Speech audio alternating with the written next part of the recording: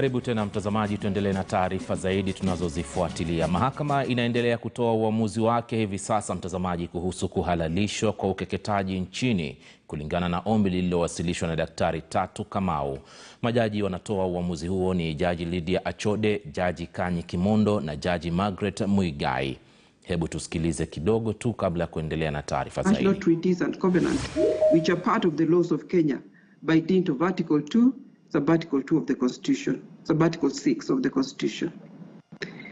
Article 12 of the International Covenant on Economic, Social and Cultural Rights obligates state parties to recognize the right of everyone to health and to the enjoyment of the highest attainable standard of physical and mental health. This is also entrenched in Article 16 of the African Charter on Human and People's Rights, that's the Banjul Charter. Additionally, the Maputo Protocol expressly provides for the right to health of all women and the promotion and respect of women's sexual and reproductive health. We therefore considered the right to health in a broad sense in deliberating upon arguments advanced in this respect.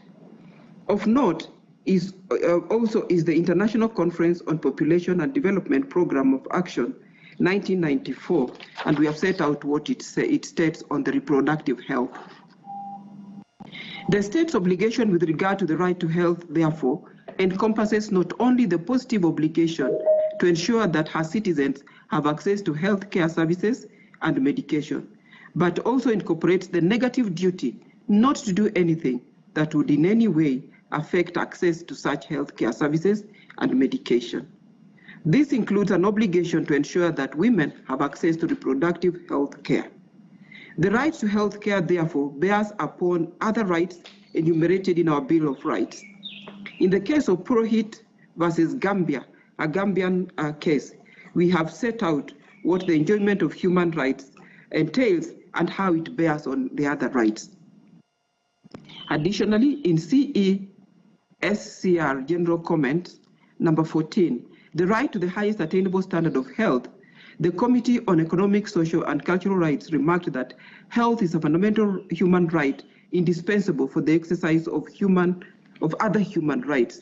Every human being is entitled to the enjoyment of the highest attainable standard of health conducive to living a life in dignity. The petitioner stated that by enacting the Act, the first and second respondents had failed in their duty to ensure that willing adult women have in place conditions to safely practice FGMC.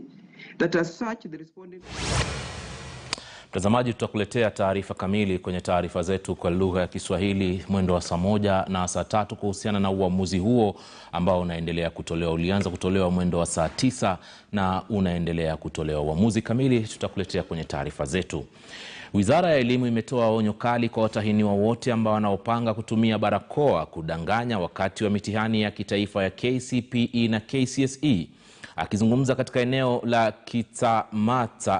Kitakamata kunradhi, kaunti ya Kwale kule, wakati wa kupokea hati miliki ya ardhi ya ekari 40 ambayo inapangiwa kujengwa taasisi itakayotoa mafunzo kuhusu baharia, Waziri wa Elimu Profesa George Magoha alisema tayari wamepokea habari kuhusu jinsi watahiniwa wanapanga kuandika majibu ya mitihani hiyo kwenye barakoa zao. With the example of the children behind us, that they have recovered and they have covered all that they require to cover. The stress that they have is unfounded because as we administer the exams from Monday, all we need is what they have in the head. Whatever they have shall be good enough and there is no cause for alarm. Let me warn for the last time, as we are watching, because this examination is being done through a multi-agency approach, all arms of governments are on deck, Ngao officers are on deck, all exams are in their current containers and they'll be moved safely. So the few crooked people who may be my own staff or teachers or others who are cashoots with them, who are trying to confuse and tell the people that there are exams to be purchased. And the hotspot remains, as I said, headquartered in Isebania, Migori, and some parts of Kisii. We are watching you. We are watching you and don't say that we did not warn you. Don't even attempt.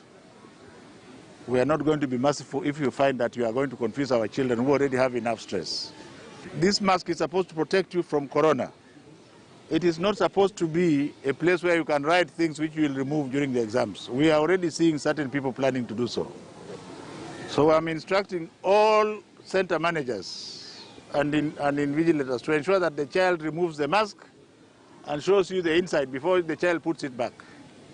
If you find any child with the written material there, then we shall not stop the child from doing exam, but we shall take the child to do an exam in an isolated area where the child can be observed more carefully. Every child shall sit the examination where the child was registered, full stop, except where, for example, the private school folded up and the child shifted to another school. The Kenya National Examination Council has prepared itself to deal with that issue. There are a few of my own staff who are trying to move children from one center to another. Do not dare. Those exams are security documents, and when you move a child from one center to another, you must tell us what you are trying to do and why you are doing so. If, for example, a child relocated from Mombasa to Kisumu, we have that data, and we shall give appropriate authorization at the right time, because that child's paper will have gone somewhere else. The time was too short for us to register the students again. Nobody shall be allowed to access the examination centers. Forget about the media. The media is just one about 1,000 other groups. You will not be allowed to enter the examination center and when the exam is going on, unless there's a very special circumstance. So take that to the bank. It will not be allowed. Media are allowed to come and see us when we are opening the containers. You can look at the transport of the exam. The moment you reach the gate of the school, it is a no-go area. We love our children. Now, as far as the children who have challenges are concerned, I want to assure the nation that every child who deserves to take an examination shall take an examination. Muungano wa sekta ya kitaifa ya uchukuzi KTN umeakashifu matamshi ya msemaji wa serikali Cyrus Hakuna kuwa Wakenya wanapaswa kulipa ushuru. Katika kikao na wanahabari mjini Mombasa, viongozi wa muungano huo wamelalamika kuwa serikali imewaongezea mzigo mkubwa mwananchi wa kawaida kwa kuongeza bei ya mafuta.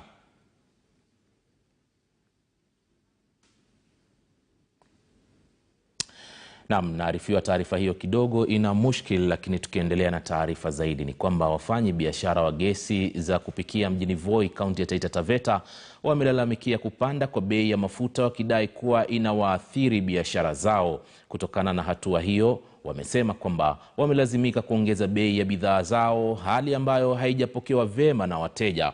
Mapema siku ya Jumapili, serikali ilitangaza nyongeza ya mafuta ikiwa ni ya juu zaidi katika kipindi cha miezi miwili, ambapo mafuta yalipanda kwa takriban shilingi 20. Hii biashara yetu ya gas imekuwa na challenge kubwa sana sababu ya mafuta kupanda.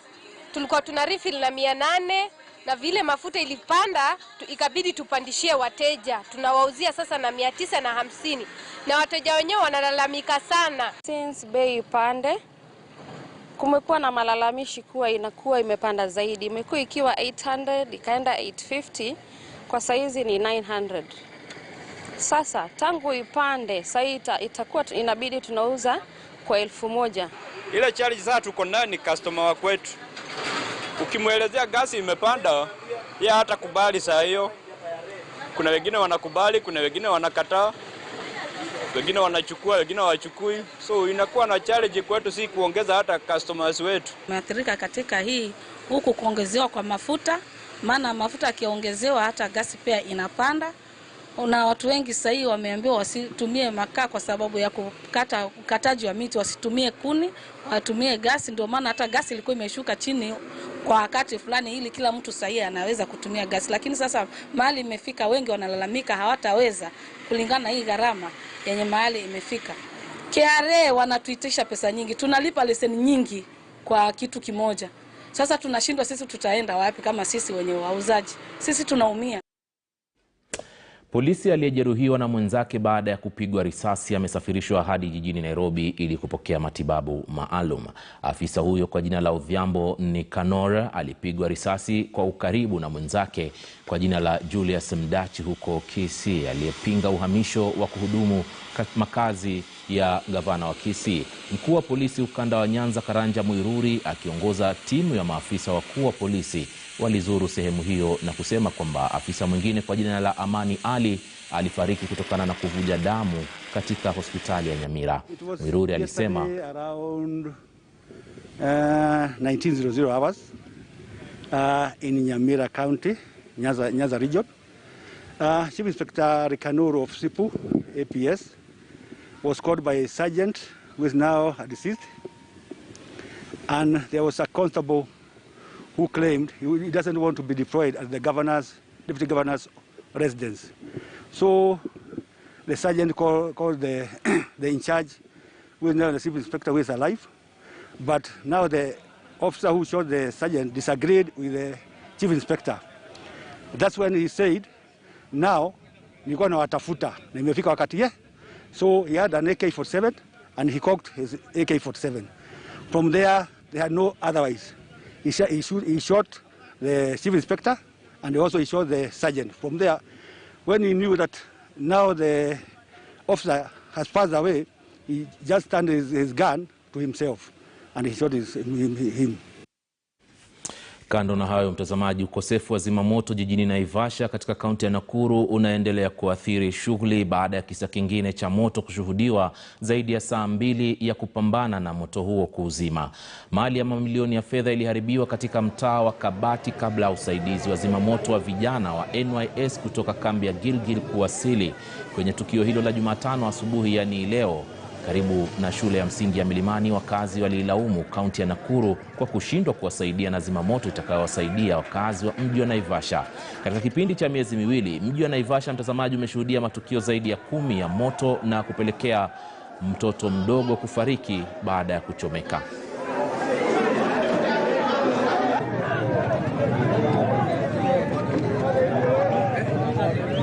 Shida ya stima ndio hiyo stima ikaripuka, sasa moto ikaanza ndani. Hii tu masaa ya asubuhi. Vitu zikitolewa asubuhi. Tungeomba gari ya moto tu ikuage allowed anytime wakati tuko huku. Moto ikitokea at least wanakuja kusaidia. Unfortunately, all these business people in Naivasha wanalipa license na mambo ya fire ya 2000 for every business. Unfortunately, hii 2000 bado tutalipa whether tukuwe na machine ama tusikuwe nayo. Kama Nakuru wamepata janga la moto, watuombe gari hapa iende huko isime moto na irudi hapa. Lakini sisi hatutakuwa kila saa kuria, gari limeenda, hatuna gari, ila hali gari lilikuwa ni letu. Turudishwe gari letu hapa, likae standby, moto ikipatikana linatoka mara moja, linaenda kusima moto. Kama unalipa biashara na haujalipa saa hii, usilipe fire engine kama lori haitakuwa imezunguka hapa Naivasha wakisema ya kwamba imerudi na iko hapa Naivasha. Naam, tukiachana na hayo kutoka kaunti ya Nakuru kule mjini Naivasha, zaidi ya wafanyabiashara 200 wa omena kaunti ya Migori wanalalamikia uhaba wa bidhaa hiyo kwa kipindi cha miezi mitatu sasa. Wafanyabiashara hao wanasema wana idadi kubwa ya samaki aina ya ochonga, lakini haipati wateja kama omena, kwani watu wengi bado hawajakumbatia aina hiyo ya samaki. Hatua hii imesababisha bei ya omena kuongezeka katika maeneo hayo.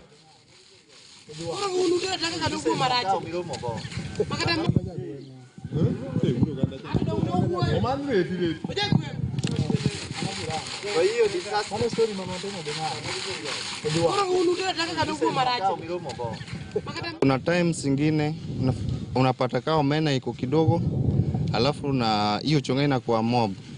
So unapata kama zizi kama wavuvi hatupati do ya kutosha kulingana na venye bei yake iko tu chini. Lakini hata kwa hawa wamama wenye wanauza samaki, unapata kama wamelipa pesa zao nyingi, lakini uchunga inatupa kiwango cha pesa ambacho wamelipa. Hatuoni faida ya uchunga, inakuja sana kushinda omena. Sasa kama sisi mwenye biashara tuko na nini sana. Tuko na shida. Omena inapungua sana. Sasa hiyo chonga hata ukipeleka kwa soko hii hakuna bei, kwa sababu chonga ni chicken feeds, so you can't compare it with the omena. Jamii ya Waislamu kutoka kaskazini mwa bonde la Ufa wanaitaka serikali kuondoa au kupunguza ushuru unaotozwa tende inayowasili nchini ili kuwasaidia kufanikisha mwezi mtukufu wa Ramadhani unaotarajiwa mwezi ujao. Muhimu haswa ni chakula cha hata kuwasambazia wasiojiweza kupata chakula katika kipindi hicho cha mwezi wa kufunga. Vile vile wamemtaka Rais Uhuru Kenyatta kuondoa ushuru unaotozwa tende kama ilivyofanya katika serikali mwaka uliopita. Hakika kwanza tunampongeza Mheshimiwa Rais kwa kuwa Ramadhani inakaribia na ameondosha ushuru wa tende, kwa sababu tende ni kitu ambacho kinatumika kwa wakati tunafungua. Tukimaliza kufunga jioni yake tunaanza kufungua kwa tende. Hili tunampongeza. Lakini ombi letu ni kwa kuwa ameweka tarehe 12 ndio tende ikiingia itakuwa haitozi ushuru, na tarehe 13 itakuwa Ramadhani, itakuwa haitosaidia. Sasa kitu tunachokiomba kwa Mheshimiwa Rais, angalau aweke tarehe 1 Aprili ambapo itakuwa Ramadhani imebaki kama wiki 2, ili wale matajiri na wahisani wakitaka kuleta tende kutoa sadaka kuwasaidia iwe itasaidia. Na wiki moja baada ya Ramadhani imeanza, hili litakuwa jambo zuri sana Mheshimiwa Rais kama atalifanya hilo. Pamoja na hayo, lazima tumshukuru kwa kufikia hili. Jambo la pili, ombi letu kwa Mheshimiwa Rais, misukosuko ya uchumi miaka uchumi wetu umekuwa chini. Tungeomba atafute kwa wafadhili na mahisani na marafiki chakula ambacho itawasaidia Waislamu wasiojiweza katika mwezi huu wa Ramadhani, ili waweze kufungua kama watu wengine. Unajua, ukifunga unakaa na njaa mchana mzima, ikifika jioni ukose chakula, inakuwa ni dhiki kwa wale ambao kwamba hawatakuwa hawajabahatikiwa katika mwezi huu wa Ramadhani. Na magunia 300 ya chakula yametolewa katika eneo bunge la Kaiti ili kuwanusuru watahiniwa kutokana na makali ya njaa wanapoendelea na mitihani yao ya kitaifa. Mbunge wa eneo hilo Joshua Kimilu amesema kuwa wanalenga shule 132 za msingi na 47 za upili. Idadi kubwa ya wenyeji katika kaunti ya Kaiti huko Makueni wanakodolea macho baa la njaa kutokana na mvua chache ambayo ilionyesha katika eneo hilo.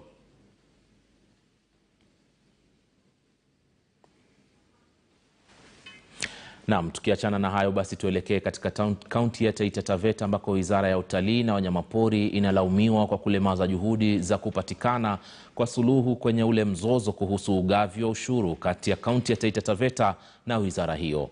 Huenda ikachukua muda kwa suluhu ya haraka kwenye mgogoro kati ya kaunti hiyo na shirika la KWS kuhusu ugavi wa ushuru wa mbuga za wanyamapori ya Tsavo kupatikana baada ya wawakilishi wa Wizara ya Utalii kukosa kuhudhuria kikao cha kamati ambayo imepewa jukumu la kujadili utata huo na kutoa mapendekezo yake.